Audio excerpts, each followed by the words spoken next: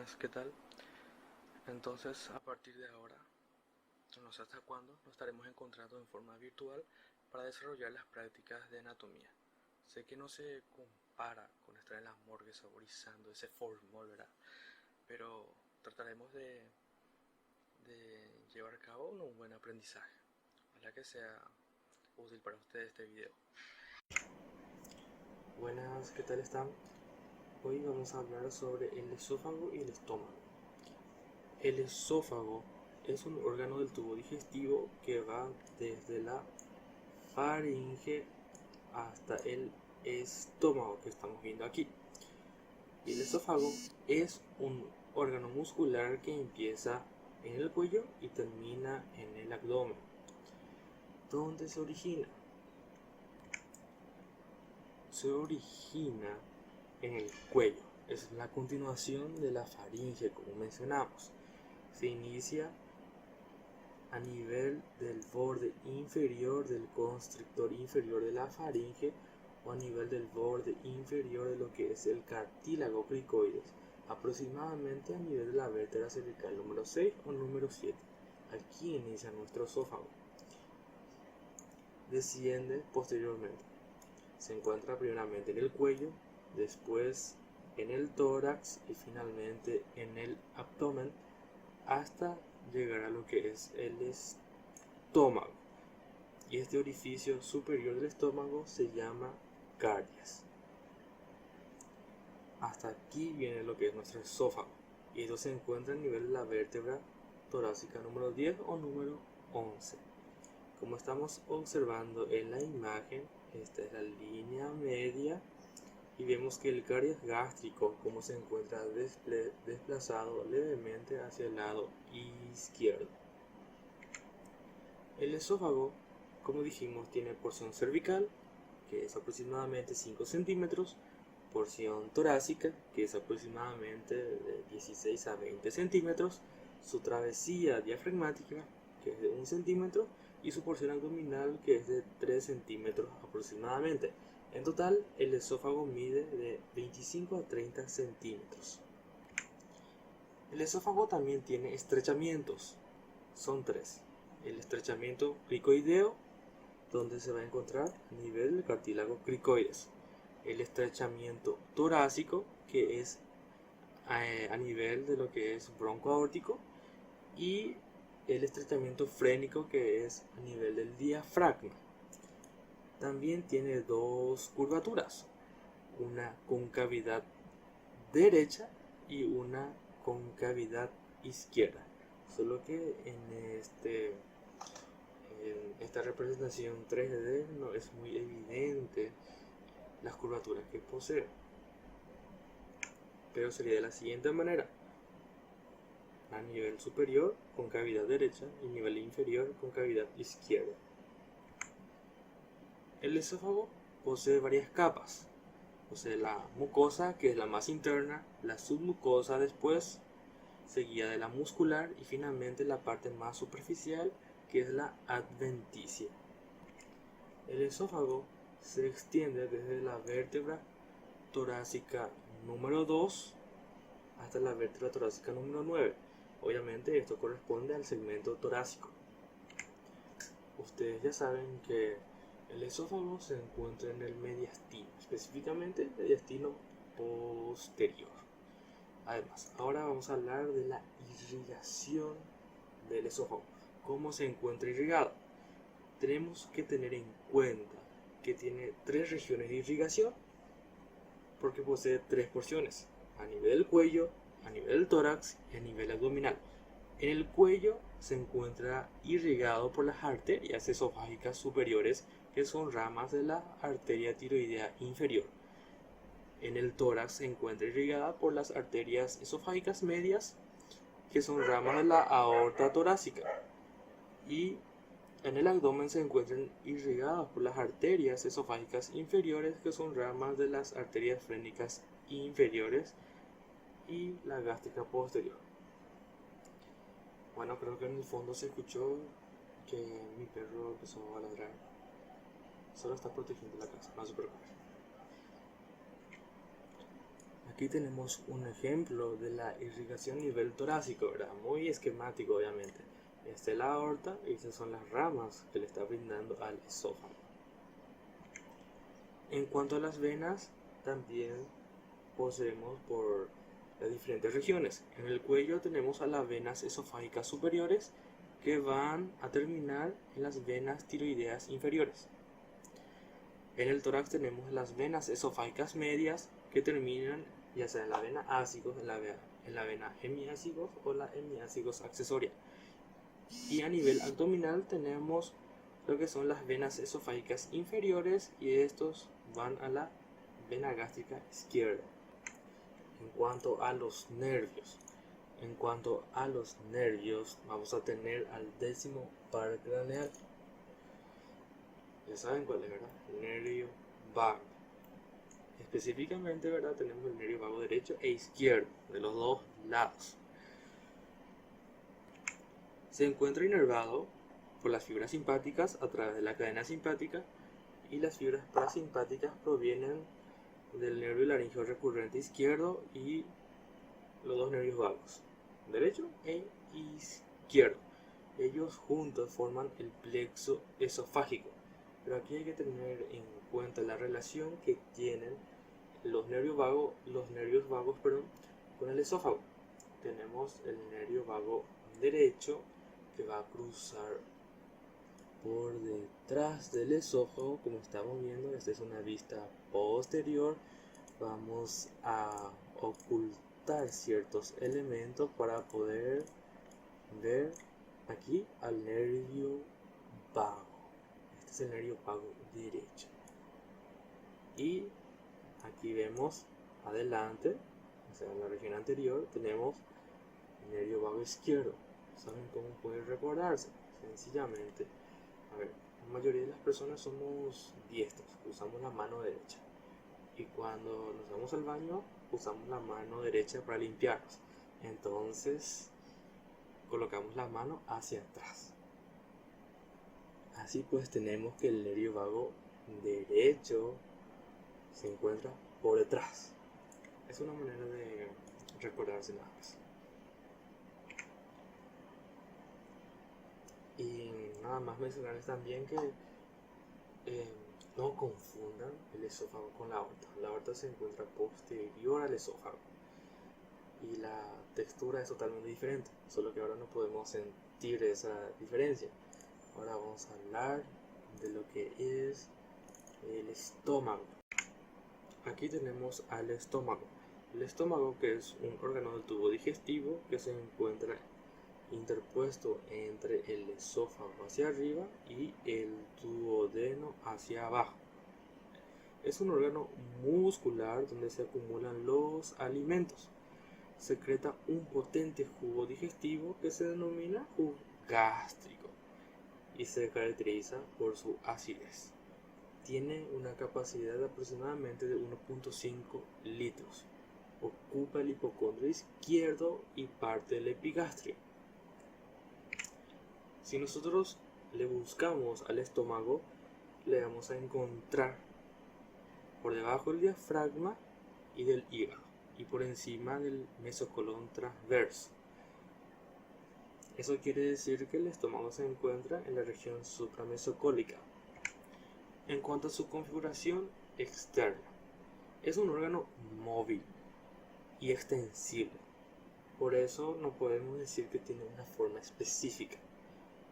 En el estómago nosotros podemos describir dos porciones, que es vertical y la horizontal, dos curvaturas, que es la curvatura menor y la curvatura mayor, dos orificios, que son el cardias y el píloro, dos caras, anterior y posterior, y dos polos, superior e inferior. Acá estamos observando la cara anterior y esto sería la cara posterior. Aquí tenemos la curvatura mayor y aquí la curvatura menor. Aquí tenemos el orificio superior y el orificio inferior. Obviamente esto va a corresponder al polo inferior y este al polo superior. Al polo superior también se lo puede decir techo o fornix gástrico. El cardias. El cardias, que es el orificio superior, comunica con el esófago, se orienta hacia arriba, hacia adelante y hacia la derecha. Se encuentra a nivel de la vértebra torácica 11 aproximadamente. Y el píloro, que es el orificio inferior, comunica con el duodeno. Se orienta hacia arriba, hacia atrás y hacia la derecha. Se encuentra a nivel de la vértebra lumbar 1 aproximadamente. La curvatura mayor, que es el borde izquierdo, se extiende desde el cardias hasta el píloro. En su origen forma con el esófago la incisura del cardias o ángulo de His. Aquí tenemos. La curvatura menor se extiende desde el cardias hasta el píloro. Tiene una concavidad derecha. Primero es vertical y luego se hace horizontal. Y justo en esta región donde cambia de dirección se forma un ángulo que se conoce como la incisura angular o incisura pilórica. Y el borde derecho o la curvatura menor es más gruesa que la curvatura mayor. Y prácticamente la curvatura menor se le considera como el ilio del estómago. Dijimos también que el estómago está compuesta por dos porciones, una porción vertical y horizontal. Esto corresponde a la porción vertical y esta región a la porción horizontal. Justo aquí tenemos la incisura angular, trazamos una línea imaginaria y distal a esta línea imaginaria corresponde a la porción horizontal. La porción vertical nosotros dividimos en tres partes: el fundus, el cuerpo y la extremidad inferior. El fundus se proyecta por encima de un plano horizontal que pasa por el borde inferior del cardias. Aquí entonces, esto sería el fundus gástrico. Y la parte más superior del fundus se conoce como fornix gástrico. Esto es el cuerpo y esto es la extremidad inferior. La porción horizontal. Trazamos una línea imaginaria y esto corresponde a la porción horizontal. La primera parte es el antro pilórico, seguido del canal pilórico. En el estómago, o sea, en la pared gástrica, mejor dicho, se reconocen cuatro capas. La capa mucosa, que es la más interna, la capa submucosa, la muscular y la serosa. La serosa corresponde al peritoneo. A nivel del píloro, ¿qué vamos a encontrar? A este nivel, nosotros encontraremos el esfínter pilórico, que es una capa muscular engrosada. Aquí estamos observando un pequeño corte en lo que es la pared del estómago. Vemos la mucosa, el interior de la mucosa. Esto es la capa muscular que está formada por tres capas. La más externa es la longitudinal externa. Esto es la circular media, la forma circular, y finalmente la oblicua interna. Seguidamente vamos a hablar de lo que es la irrigación del estómago.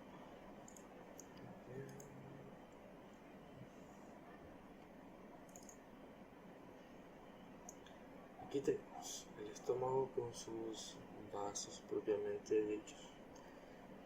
A ver, si nosotros hablaremos de las arterias del estómago, hay que entender primero varios puntos, ¿verdad? Conocer a las arterias. Vamos a hacer un pequeño esquema a este nivel.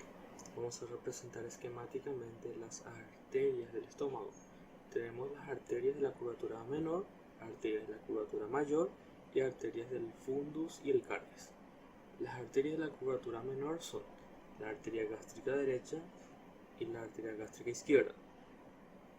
En cuanto a las arterias de la curvatura mayor, son la arteria gastroepiploica izquierda y la gastroepiploica derecha. Recordemos que también tienen su otro nombre, que es el gastroomental. Y las arterias del fondo y el cardias son tres: la arteria gastroesofágica, la arteria gástrica posterior y las arterias gástricas cortas. Para mejor comprensión, vamos a hablar desde el inicio. Nos acercamos un poco más. Aquí vemos la aorta y este es un gran tronco, una arteria que se conoce como el tronco celíaco, que origina tres ramas, dos hacia el lado izquierdo y una hacia el lado derecho. Si nosotros vemos una arteria que se dirige hacia el lado izquierdo y hacia arriba, es la arteria gástrica izquierda. Si se dirige horizontalmente y por detrás del estómago y es calibrosa, es la arteria esplénica. Y la única arteria que se dirige hacia el lado derecho es la hepática común. Hay que tener en cuenta que esta arteria hepática común tiene un corto trayecto. Después ya origina sus dos ramas terminales, que son la arteria hepática propia y la arteria gastroduodenal. Como vemos, esta arteria hepática propia origina una rama colateral, que es esta. Es la arteria gástrica derecha. Esta arteria gástrica derecha se anastomosa con la arteria gástrica izquierda, formando así el círculo arterial de la curvatura menor. Entonces, el círculo arterial de la curvatura menor está formado por la arteria gástrica izquierda y la arteria gástrica derecha. La gástrica izquierda, que es rama del tronco celíaco, y la gástrica derecha, que es rama de la arteria hepática propia. Aquí desvanecemos un poco, vemos el esfínter pilórico. Se me olvidó de mostrarles al inicio. Ahora hablaremos del círculo arterial de la curvatura mayor. Está formado por dos arterias, dijimos, la arteria gastroepiploica derecha e izquierda. ¿Y dónde se originan estas arterias? Y ahora vamos a ver. ¿Se recuerdan? Dijimos que la arteria hepática común origina la hepática propia y la gastroduodenal. Esta arteria gastroduodenal es la que se encarga de originar, aquí vemos la gastroduodenal, origina a la arteria gastroepiploica derecha. Acá vemos en azul la gastroepiploica derecha. Entonces, la arteria gastroepiploica derecha es rama colateral de la gastroduodenal. Y después tenemos la arteria gastroepiploica izquierda, que es una rama terminal de esta arteria. Rama terminal de la arteria esplénica. Específicamente de la parte inferior, porque la arteria esplénica va a originar dos ramas específicas, una superior y otra inferior. Y la gastroepiploica izquierda forma parte de su rama terminal inferior, así como también las arterias gástricas cortas, que vamos a ver más adelante.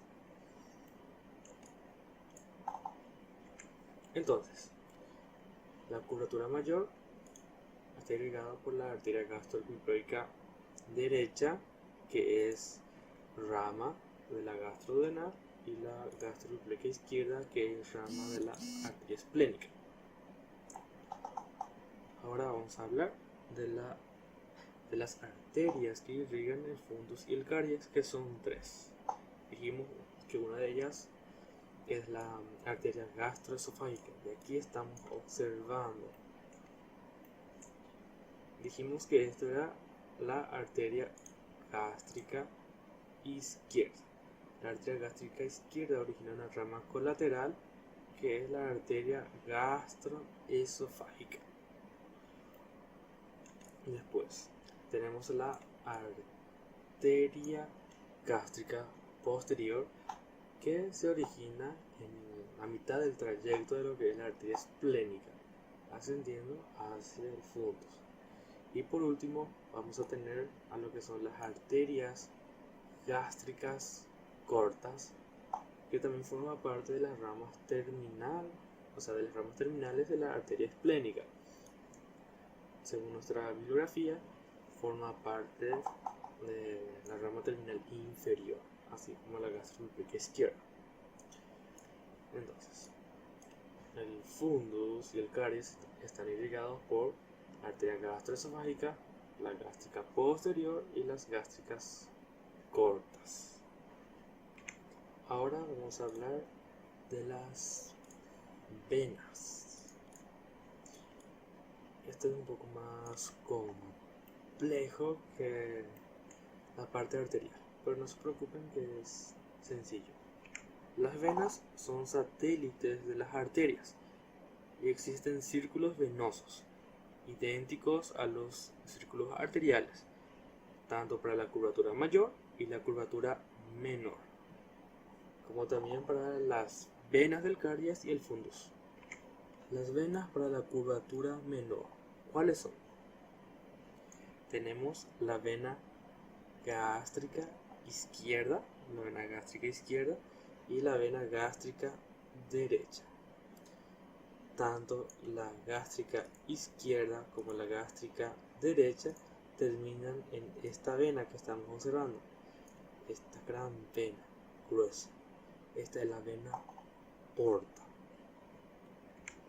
Aquí aclaré un poquito mejor para que sea más entendible. Esta es la vena gastropiploica derecha, la gastropiploica izquierda. ¿Dónde termina esta vena? En la vena esplénica. Hasta aquí es sencillo.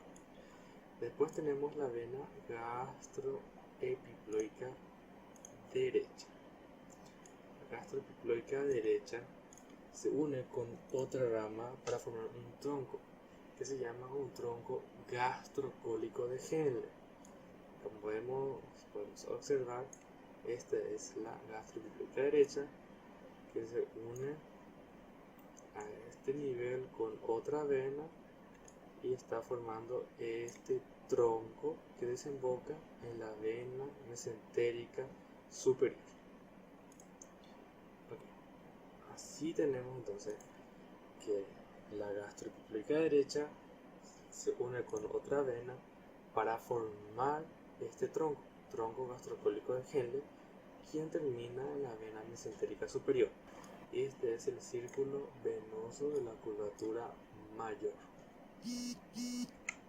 En cuanto al círculo venoso del fundus y el caries, tenemos la vena gastroesofágica que termina en la vena gástrica izquierda. Y aquí tenemos la vena gástrica posterior que termina en la vena esplénica y las venas gástricas cortas que terminan también en la vena esplénica. Algo que siempre se pregunta es la formación de la vena porta.